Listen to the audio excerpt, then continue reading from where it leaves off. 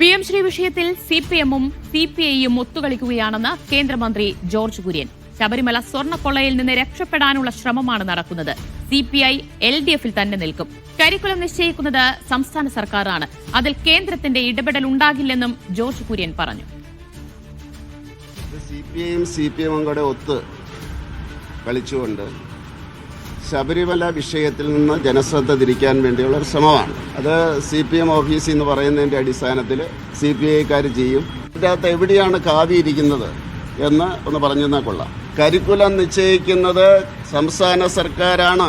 അതിൻ്റെ അകത്ത് കേന്ദ്രത്തിൻ്റെ ഒരു അടിച്ചേൽപ്പിക്കലുമില്ല. PM ശ്രീ വരുമ്പോഴത്തേക്ക് 80 ലക്ഷം മുതൽ 1 കോടി വരെ ആ സ്കൂളുകൾക്ക് കിട്ടും. ഓരോ വർഷം കിട്ടുന്ന കാര്യമാണ്. അപ്പോൾ ആ സ്കൂൾ ഡെവലപ്പ് ചെയ്യുക. അതിൻ്റെ അകത്ത് എവിടെയാണ് കാവിയിരിക്കുന്നത്? ഇത് വെറുതെ ജനങ്ങളെ കബളിപ്പിക്കുന്നതിന് വേണ്ടിയുള്ള ശ്രമമാണ് ഇപ്പോൾ ഇത് പൊക്കിക്കൊണ്ടുവന്നത്.